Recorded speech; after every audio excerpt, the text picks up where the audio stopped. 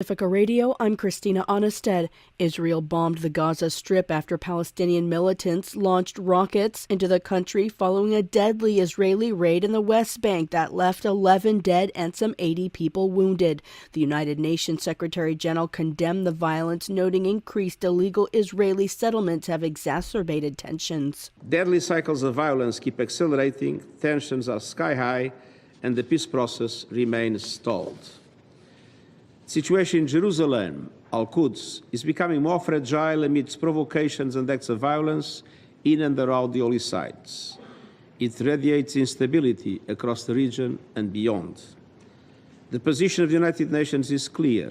The status of Jerusalem cannot be altered by unilateral actions. The bloodshed is one of the deadliest in the last 20 years. Israel has killed nearly 70 Palestinians this year. Palestinians have killed nearly a dozen Israelis.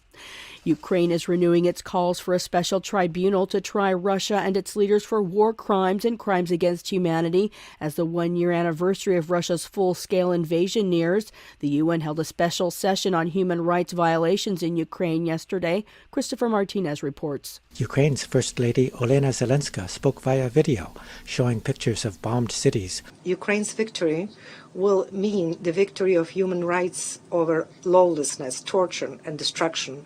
Therefore, justice for Ukraine is justice for the entire world.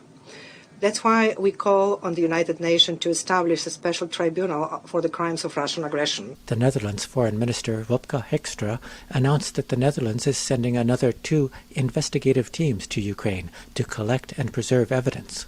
He says Russia is trying to eradicate Ukrainian identity by targeting the most vulnerable. The crimes are simply piling up.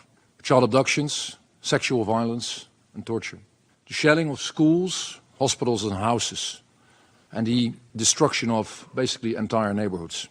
This has to stop. Ukraine and a number of other UN member states are working on a framework for the prosecution of human rights violations and the overarching crime of aggression. Reporting for Pacifica Radio News, I'm Christopher Martinez. Peace groups plan protests Friday in the U.S. and around the world to coincide with the one-year anniversary of Russia's invasion of Ukraine. They'll call for an immediate ceasefire and negotiations to end the war and a halt to arms shipments that they say escalate and prolong the war. A day after announcing candidacy for Senator Dianne Feinstein's seat in California, Congresswoman Barbara Lee reintroduced legislation to cut $100 billion from the Pentagon budget. Lee and Wisconsin's Mark Pocan co-chair the Defense Spending Reduction Caucus. Last year, they unsuccessfully tried to attach their $100 billion proposal to cut military spending to the National Defense Authorization Act.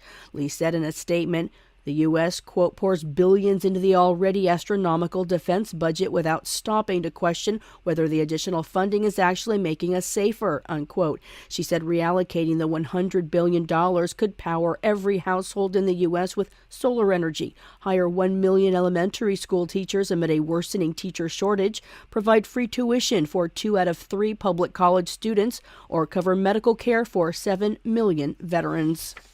Transportation Secretary Pete Buttigieg is in East Palestine, Ohio, to tour the site where a train wrecked nearly 3 weeks ago, spewing as many as 1 million pounds of toxic chemicals into the air as the government faces growing criticism over its response to the derailment. 10 lawsuits have been filed against Norfolk Southern Railroad for the wreckage earlier this month that led to evacuations of East Palestine. After demands from public interest and environmental groups, Transportation Secretary Buttigieg announced plans for new rules on trains transporting hazardous materials. Some are calling for a state of emergency to be declared. Meanwhile, former president and candidate for the Republican nominee next year, Donald Trump, campaigned in Ohio yesterday. Edwin J. Vieira reports. Former President Donald Trump visited East Palestine, Ohio, which is still reeling from a train derailment and toxic chemical spill. President Biden has been chided by Republicans for his handling of the situation, but some blame Trump because his administration's Department of Transportation deregulated rail braking. Trump countered while President Biden has been giving remarks in Europe on the Ukraine invasion, Ohioans feel betrayed. This is really America right here. We're standing in America. Unfortunately, as you know, in too many cases, your goodness and perseverance were met with indifference and betrayal in some cases. I'm Edwin J. Vieira for Pacifica Network and Public News Service.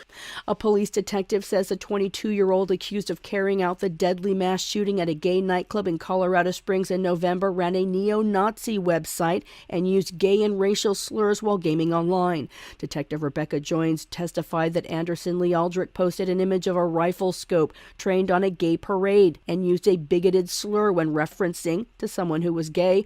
Her testimony came on the first day of a 3-day hearing to determine if there's enough evidence to warrant hate crime charges against Aldrich, who identifies as non-binary. Questions were raised early on about whether authorities could have sought a red flag order to stop him from buying guns after Aldrich was arrested in 2021 when they threatened their grandparents and vowed to become the next mass killer. I'm Christina Onnested reporting for Pacifica Radio.